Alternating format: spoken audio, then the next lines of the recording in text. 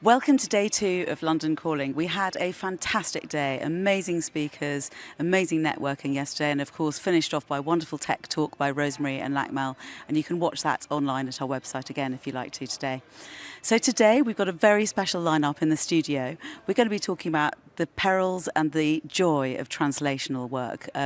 Whether we're starting at the bench and ending up at the bedside, we've got 3 people who are real pioneers in this setting. So today we've got Abbs, who's Chief Executive of Guy's at St Thomas Hospital, just up the road, welcome.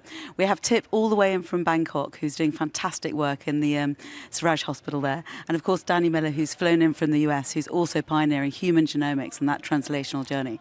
So before we get into discussion, I would really love to ask each of you what it is that you're doing. Ian, how is the respiratory metagenomics project going? Well, thanks very much, Joe. It's great to be here. So for about 5-6 years, we've been developing metagenomics to rapidly diagnose pathogens in human samples in disease. We focused on respiratory context because that's where severe illness, often sepsis in our intensive care units happens. And we've seen now through 6 years of development, clinically relevant pathways using nanopore sequencing for rapid diagnosis of pathogens. This is a truly transformational moment, not only in disease diagnosis, but also in biosurveillance and biosecurity. Fantastic. And I think the stats, if I remember rightly, are in the studies 5% of the samples turn out to be interesting from a public health or infection control perspective. So we're picking up new things all the time, unexpected pathogens, occasionally, importantly, no pathogen, and that's a really important diagnosis because that leads to our ability to immunomodulate patients. But we're certainly seeing unusual pathogens. And I've really seen how rapid diagnosis, going from what was 48, 72 hours with a Petri dish, now to 4 to 6 hours for clinically relevant results. Fantastic.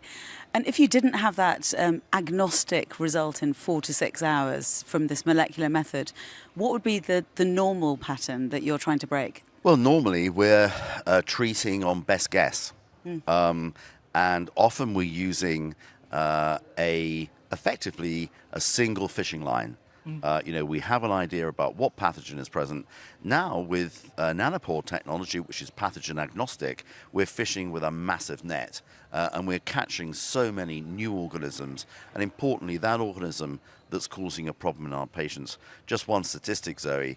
In sepsis and intensive care, often due to respiratory causes, an undiagnosed infection is associated with about a 2% mortality per hour.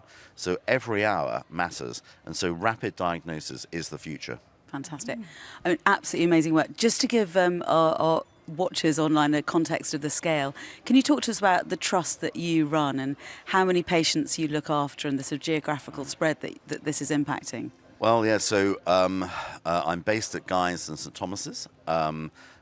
We care for about 3 million patients a year. We have one of the largest organizations in healthcare in this country, and certainly one of the largest intensive care units, including for the most seriously ill patients on respiratory support. We care for about a fifth of the country's intensive care patients on something called extracorporeal membrane oxygenation, often due to a problem in the lung.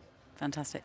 Well, we will talk about the fact that you're scaling this up around the whole of the NHS, and we will also talk about your drones. We will talk about that later. That's one of the most amazing things I've seen, being in your office and seeing a drone fly past with a sample on the way to the lab. Absolutely incredible. So, Tip, tell us about the work that you're doing in Bangkok. Okay, so actually in my lab, we try to do many precision medicine application things, but the first one that we release is about HLA typing using Nanopore, and the typing result we use is for pharmacogenomics, to test about the drug response and gene of the human. So now we move this thing to the clinical service already in Thailand. Yeah. And tell us about the environment that you're working in, because you're in a very prestigious hospital and academic environment that combines those two threads. How does that work from a practical perspective? Okay, so in my lab is under Mahidol University, so it's academic. But to move this thing happen in clinical service in private hospital, we need some partner. So in my case, a startup company join us, yeah, and bring us like it's like consultant for business part. Yeah, that's why we can move this thing and have service agreement with a big private company, big private hospital chain in Thailand. Yes, this is the way that R&D and then scale using company, yeah, and then move to the service. So you're channeling the sort of the spirit of innovation, blending that commercial and that Right. academic environment. Fantastic. Right. Yeah. And Danny, your environment that you're working in, you're also blending clinical and research environments. What does that look like from a practical perspective? It's challenging to start, but once you get going, people start to see the advantage, the value, and they start kind of getting on board and saying, yeah, we do need to do this, and let's help move it forward together. So for us, that's both in the cancer and rare disease space. And what does your day look like? How do you move between these worlds? It's a lot of Zoom, unfortunately. No, it's days that we have clinic. You go to clinic, you see patients, you collect samples, you go through research results, things like that. But then on the research side, you go to the lab, you work with students, postdocs, looking at data, analyzing, what interesting things did we find, what unexpected things did we find, and how do they help us in the clinical setting. Fantastic.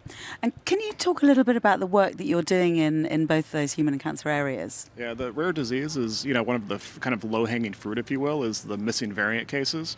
Individuals who we think have a specific genetic condition, we know we have a hint of what to look for, so we go look in that gene or in the nearby area to see if we can find the actual cause. And those are very satisfying because we can kind of quickly return something to the patient or the family and say, here's what we found, or we actually missed something. Right, but then in the cancer side, that's a little bit less developed for us, but really thinking about how can we simplify the number of tests that we send, just send one test instead of 5 or 6 tests that may take multiple days or weeks even to come back. Mm. And tell me a little bit more about that cancer journey, how you're thinking about the translational journey of cancer, because you're earlier on in the translational journey compared to where you are with the human journey, where perhaps you're more mature in the development of routine testing. Yeah, it's a great question. I think for the cancer aspect, it's first just showing the clinicians what's possible. We could actually get diagnoses, get actionable results within hours in some cases, right? Instead of weeks to sometimes it might take a month for a particular result to come back. Yeah. On the clinical lab, it's showing them that instead of waiting to batch things or maybe running one sample, in a run where it's optimal to run 8 or 9, we can do that the same day and kind of return that result very quickly. So in this session yesterday, we were talking about AI and the need for speed and the sort of impact of having greater computational horsepower on making these decisions. Is that affecting your work? Are you seeing this sort of computational element being introduced into what you can do? I think it will affect our work, and I think a lot of the way we think about the value of long reads, the value of Nanopore in the lab is looking forward and saying, we've got all this rich clinical information. Let's make sure we have the richest genomic information to pair those together so that when we do have the models or the compute to process those at large scale, we're ready for it. Yeah. It may not be today, but certainly in a couple of years, we're thinking bringing those together is going to have a huge advantage, a huge benefit for patients and families. So let's get ready for it now. So it's a scaling issue, isn't it? And we're all thinking, I know all of you are thinking about scaling, and we're from the UK, from Asia, from the US. How are you thinking about scaling domestically? But I'm also going to ask you about internationally. So Tip, you're working in Bangkok. Is the work that you're doing spreading further into the regions of Thailand? Yes. So you will see my presentation today, how we expand the work. Yeah, not only in Thailand now, in Myanmar, Cambodia as well. And because some bioinformatic part, we use cloud computing. So then people can run Nanopore anywhere and throw the data on cloud and get the report. This is how we scale. And also if some hospital has more sample, then we can scale by changing from minion to prometheon. This is how we scale. Yeah. Tell us more about Myanmar then. What's the environment like for sort of genomics-based solutions within Myanmar specifically? Within Myanmar,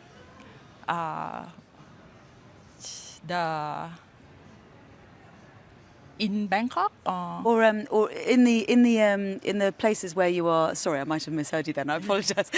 What are the environments like that are less expert than you are? How are you bringing them up to speed in the more modern Actually, approach? now the wet lab part is very easy. We can develop the protocol, but the bottleneck part, the hard part is about the bioinformatics part.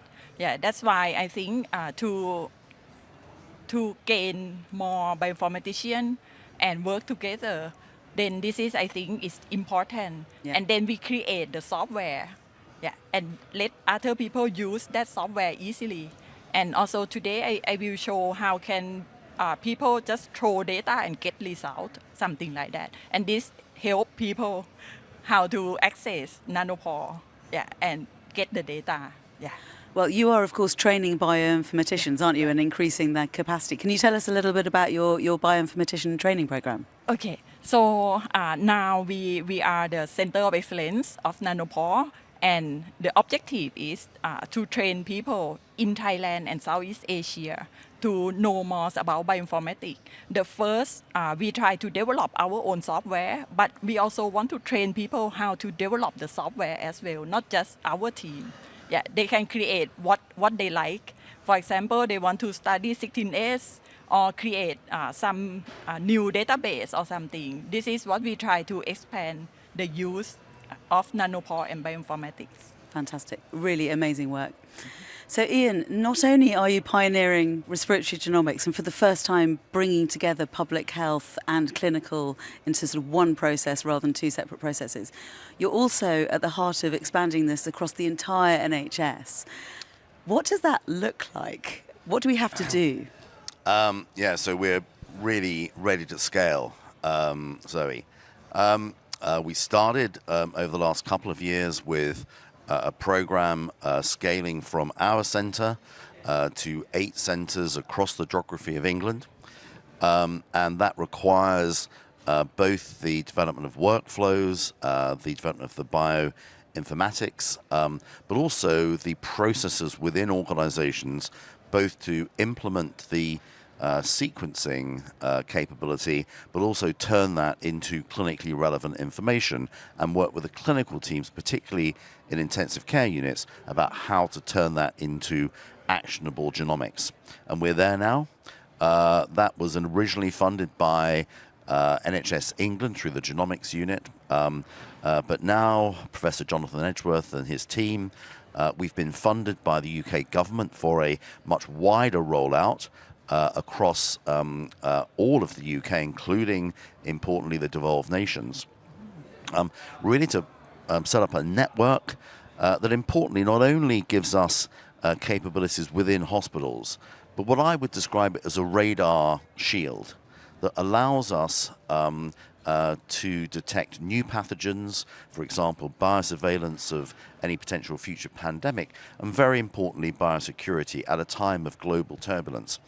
So we're now scaling up to 30 plus units across the UK, and we've had such a lot of real interest from colleagues across the world, both in Europe, in Asia, importantly, just recently in the US. And I think really this is the time to look at a global collaboration, really to scale out working technology today, making a difference to patients, but importantly, putting that genomic shield around the whole world for the protection of the future populations.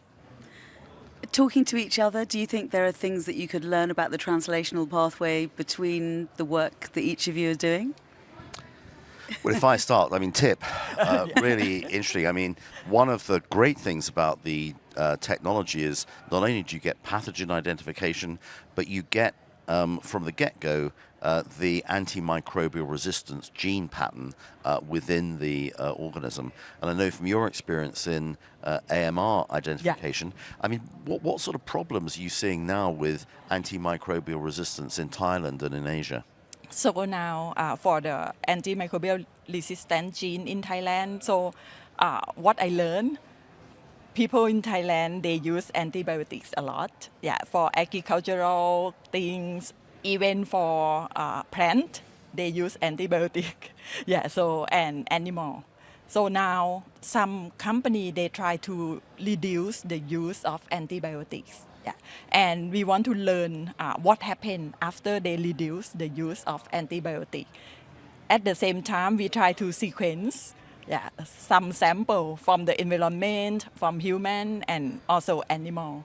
So I think soon we should see the big picture of antibiotic use in Thailand and Southeast Asia. Yeah. So we're really interested, Tip, in understanding from you, because certainly antimicrobial resistance is something that is a global problem. We've got to get on top of it. I mean, the other thing, Daniel, that I was interested in, something you just said, which was really we historically we've had an additive innovation model. We tend to put a new innovation in, but the point that you really importantly made, going to, can we look for one test rather than a large number of tests? What's your experience of trying to get that single test into the lab in hospital systems and convincing colleagues to take out the old, but bring in the new? Yeah, it's a paradigm shift in the clinical lab, right? Because they're used to, we do this one thing and we know how to do it really well and we do it the same way every time. Or we get it wrong the same way every time. That's the mentality. How do you show them you can get all the data, but then just look for the things you need, and if you don't find it, you can expand. So that's definitely been a shift in thinking for the clinical laboratory and for the clinicians as well. And the challenge we have that I'm interested in learning from you is how do we communicate those results to the clinical team when we have much more information? One of the things we've certainly found is working with clinical teams as we put the workflows and new technology in is incredibly important because we need to form communities of practice who understand this new technology, understand, as you've rightly said, a new paradigm, and bringing together both computational power and bioinformatics and the genomic future, I think is a really new world in medicine. Well, we could carry on having this conversation for a very long time, and I wish we weren't out of time. I think we've seen that the role of champions for driving the new adoption of technologies is completely, that will never stop. No AI will ever replace people who care passionately about bringing this impact to patients. So thank you so much for the discussion. I'm afraid we're now going to have to tie up this discussion because Rosemary Docos is about to open day 2 of London Calling. So we hope you'll tune in and have a great time following all of the talks in the day ahead. Thank you. Bye.